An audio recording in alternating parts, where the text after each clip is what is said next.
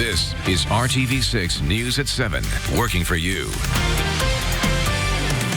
Good evening to you. I'm Mark Mullins. And I'm Amanda Starantino. After 4 young people were gunned down in one night, we're continuing to look for a solution to Indianapolis's gun violence. Local outreach workers say a lack of education and resources could be contributing to the problem on the east side. Several schools closed or were moved or converted in the area in the last decade. Parents we talked to agree the area needs more schools like Phelan Leadership Academy, not fewer.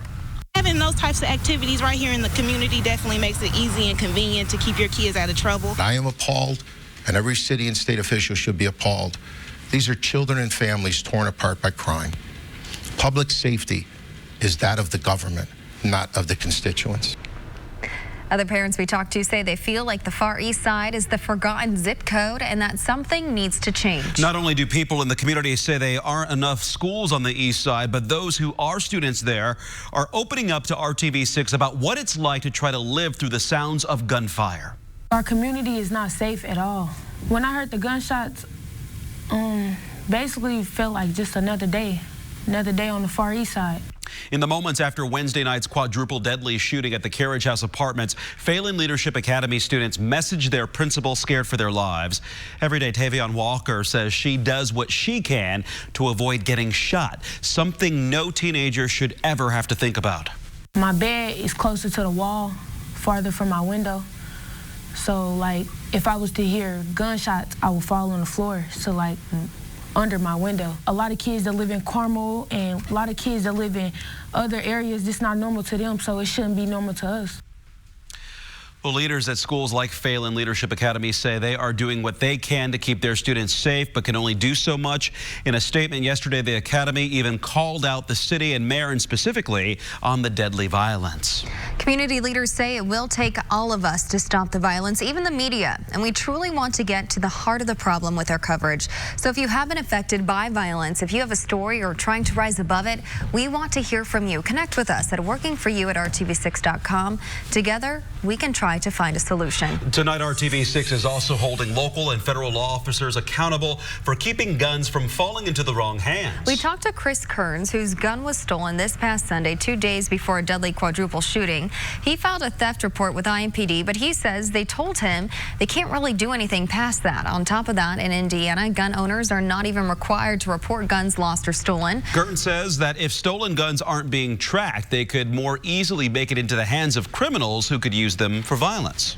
Gun was stolen about half-mile where those 4 kids were killed 2 nights ago. So, you know, I really hope and pray that's not the same gun that was used to commit these crimes, but, you know, you just never know. IMPD told Chris to talk to the Bureau of Alcohol, Tobacco, Firearms, and Explosives if he wanted a deeper investigation. But the ATF says it typically only looks into gun theft from businesses, dealers, or manufacturers. RTV6 will continue to reach out to law enforcement and leaders to find out who can help with stolen gun investigations. Our coverage of gun violence continues here on the News at 7 with a deeper look at how groups across the nation are trying to highlight lives lost in deadly shootings. The memorial in honor of the victims that continues to grow is still ahead a little later this half hour.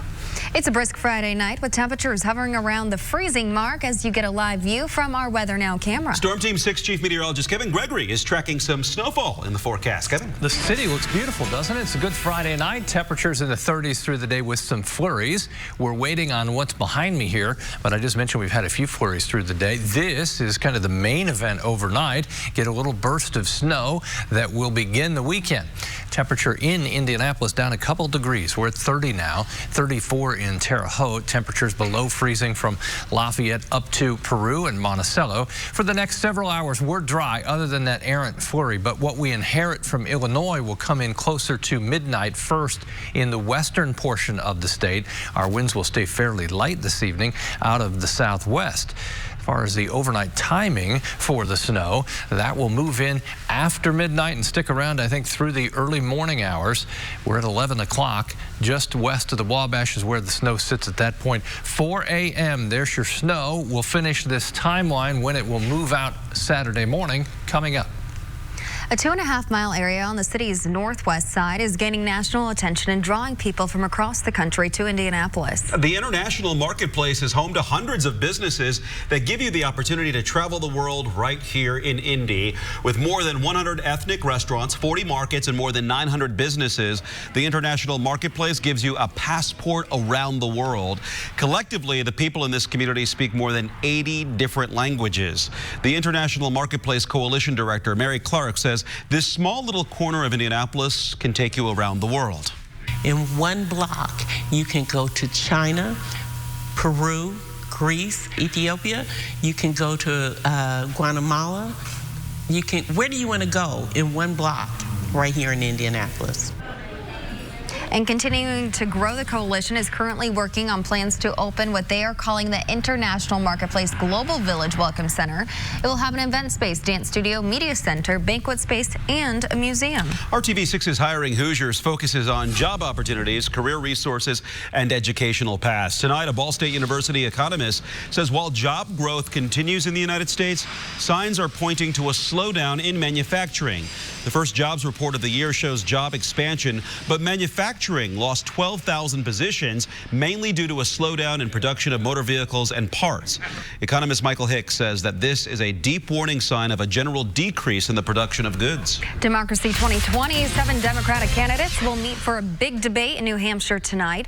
That includes South Bend Mayor Pete Buttigieg. You can watch it here on RTV6 from 8 to 11 tonight, and will also be streamed on Hulu, which is a first. Previous 2020 debates were also live streamed, but only on the networks that aired them. Coming up here, this time of year, lawmakers are working on pushing through or axing potential laws. The bills this week that did not make the cut in your Indiana State House Roundup. Plus, it's almost time for the big night, and our Brad Brown is making his picks. Still ahead, the Oscar nominations we are putting our money on. This is the news on RTV6. TV.com. Welcome back. Covering the State House on the news at 7 on RTV6. There was not a ton of work done there this week. But it was the end of the line for 2 bills, including one that was a priority of the governor. Our Ray Steele explains in this week's State House Roundup. It's slim pickings this week because we did reach the halfway point of the session a few days ago. A couple of major bills did take a hit, however. A bill that would have given pregnant women more breaks and other accommodations at work was gutted by Senate Republicans and instead sent to a summer study committee. Republican Governor Eric Holcomb wanted this bill. Big business groups did not. Democrats blasted the decision, but they were outvoted. We are waging war on pregnant women. And I, for one, feel very badly that that is a focus and a direction that this legislative body is moving. I don't take this lightly in any way, but I simply think it needs more time. Also killed this week what Republican State Senator Mike Young called his effort to end social justice prosecution decisions. His bill would have let the state attorney general prosecute crimes if local prosecutors declined to do so. It was a direct response to Marion County prosecutor Ryan Mears. He said his office would no longer pursue charges for possession of small amounts of marijuana. That bill also will go to a summer study committee. 2 more lawmakers have announced they are leaving the legislature. Democratic Representative Dan Forrestal says he will not run for re-election to his Indianapolis district. You may recall Forrestal was arrested last August after police say he was intoxicated in public and claiming to be a police officer. Also leaving, State Senator Victoria Spartz of Noblesville. She announced this week that she would be the 13th Republican to join the race for the 5th District seat in Congress. That's the seat being given up by Republican Representative Susan Brooks. Working for you with State House Roundup, Ray Steele, RTV6. Coming up, as Indy deals with a quadruple homicide and another Indiana city reveals new video from a police-involved shooting, we take you inside the memorial for the lives lost to U.S. gun violence. Flurries fading right now in Indiana, but snow building to our west. The snow in your forecast coming up. Call 1-800-CALL-KEN. This is RTV6 News at 7, working for you. Newly released officer body cam video is showing the moments that led up to police in Lafayette firing on a man and killing him. Investigators say it was an unavoidable case of suicide by cop. Lafayette police explained today it all started with a 911 call back on January 20th from a man saying he had a gun. The hostage negotiation team was reportedly called while officers tried to block off the street and talk the man down. Police Chief Patrick Flannelly says the first priority for those officers was innocent bystanders, and they had to fire on the man to make sure he didn't hurt anyone after he reportedly pointed his gun at officers. They were not close enough to use non-lethal force like tasers or beanbag artillery. The chief says his department never wants to use deadly force and that officers are required to make split-second decisions to save lives. There have been more than 1.5 million gun-related deaths in the U.S. since 1968. That's more than all war-related deaths since the Revolutionary War combined. Still, there is no permanent memorial to the victims of gun violence. Ashar Kwarshi takes us inside the growing effort to change that. 4 glass houses. This is Parkland. 700 brick openings. She was killed in the theater. Each one a representation of lives lost to gun violence in the United States on average each week. I still can't believe that my daughter was a statistic that year. Alan Scott's daughter, Kaylin Nicole, a college student and aspiring model, gunned down in a drive-by shooting in 2015. Her killers never caught. He said, Kaylin got shot. And I kind of blacked out. Remembrance objects have been donated by victims' families. The name, year of birth, and death on display. For Scott, it's an exhibition of loss and pain. Because I want people to know her, and I want people to remember her. And, but it's torture. It's hell on me. It's totally it's something I wouldn't wish on. I wouldn't wish this on anyone. He loved music and he loved school. Pam Bosley was one of 2 mothers who inspired the exhibit. This is Terrell's.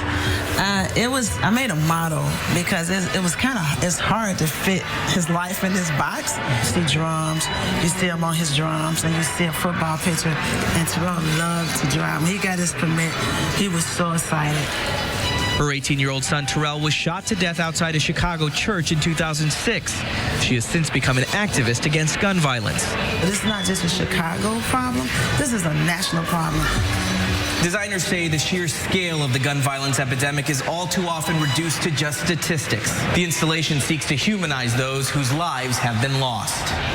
Created by New York artist Hank Thomas Williams and Boston-based Mass Design Group, the exhibit heads to Washington, D.C. next week. Putting this together in memory of our children. It's not just going to be for Terrell and Blair. It's for all of our children so that people can know who they are. The intention is to one day display 52 glass houses on the National Mall and eventually have one in each state. Scott's hope is that it will shock people into action. I want this crap to stop, this gun violence to stop. I want it to stop. Reporting from Chicago, I'm Usher Qureshi. 7:17 on this Friday night. Snow, we're waiting on that. It sits to the west. It will move in overnight while you're sleeping. We'll wake up to the evidence. It won't be quite over at that point. I think we'll continue with snow showers through the day tomorrow. As far as the magic number, it looks like an inch or less of accumulation. Prime time, probably 1 to about 5 or 6 in the morning. You see the probabilities there. Then they go back down. But again, most areas will see less than an inch. Could be an isolated higher amount here and there. Let's put this in motion. We'll go through the overnight. I'll stop this at 4 a.m. from Lafayette and Kokomo on the north side, and then it will go all the way down into Kentucky and the southern side of that system. By the time we get to 7 a.m., focus starting to shift to the east and southeast. I-69, I-70, I-74 with the biggest impact still in the probably 7 to 10 a.m. time range.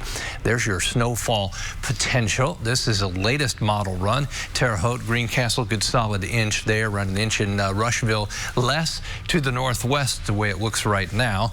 And as we go through the rest of the weekend, the change on Sunday, temperatures come up a bit. It will be very windy. That will push temperatures into the low 40s and change rain to, or snow and rain mix to rain for a couple of hours before maybe switching back. Saturday planner, there's your snow in the morning, 31 at noon. Just some isolated snow showers in the afternoon. 7 a.m. time frame, we talked about the snow shifting to the eastern portion of the state. As we go through the afternoon, you'll see the splotchy blue nature, especially northern half of the state, of continuing snow showers. Temperatures below average for this time of year in the 30s. Let's pick up the timeline. Sunday in the afternoon is when this arrives, 1 to 4 o'clock. Northern half of the state most likely to see the beginning as all snow, a mix in central and rain to the south. But you notice how the rain will start to lift more to the north as we go through the day. Strong wind gusting to 30 miles per hour out of the south. That's the tug of war trying to bring in the warmer air and take a mix to all rain. We'll see how successful that becomes. 40 on Monday, 42, dry Tuesday. Warm enough for rain as we get to Wednesday's high of 42. And if you're already thinking about Valentine's Day plans, 32 and dry. Freezing mark. Wear a coat. Yeah. Bundle up. Yes. Cuddle. There you go.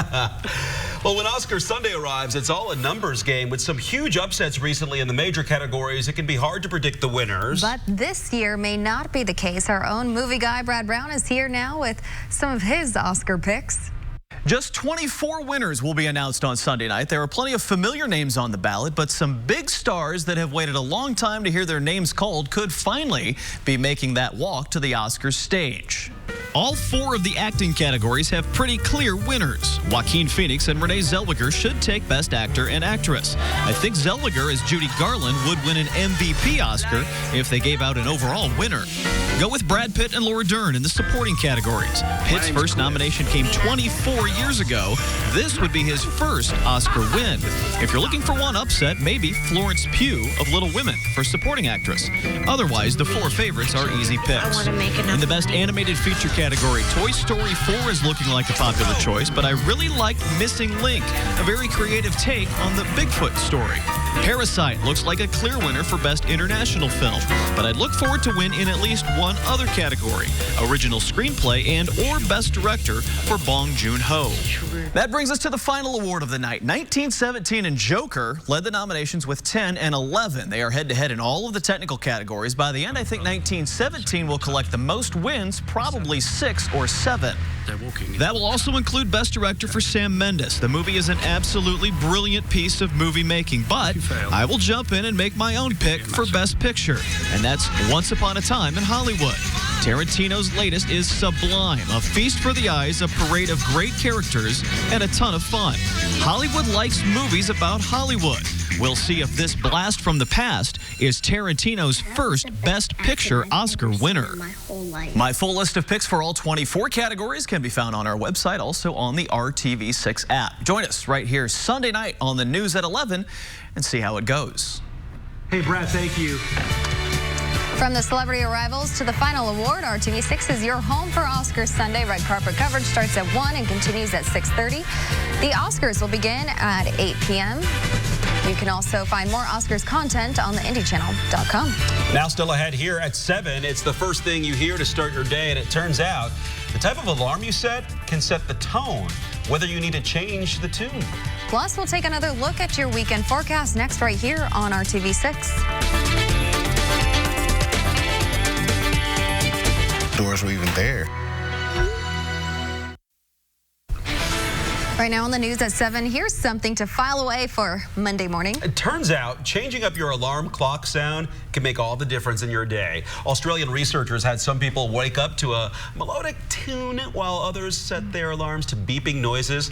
They found that the people who woke up to songs were less groggy and had more energy throughout the day. The researchers think songs warm up the brain gently, while sounds like beeping shock it into action. They're still looking into which songs are best. So far, they recommend Good Vibrations by the Beach Boys and Close to Me by The Cure. My fear with picking a song is that I'm just not going to like this song afterwards. You know what's amazing is how I never hear the alarm clock, meaning I'm always awake. I just have like an internal clock that will get me up on time. I just need my mom to scream upstairs and tell me breakfast is ready. That always worked for me in school. My nose would usually tell me that. Yeah. Okay, light snow develops overnight, an inch or less snow possible. Now, when I do wake up, I just start singing spontaneously myself. Good morning, Baltimore. See you at 11.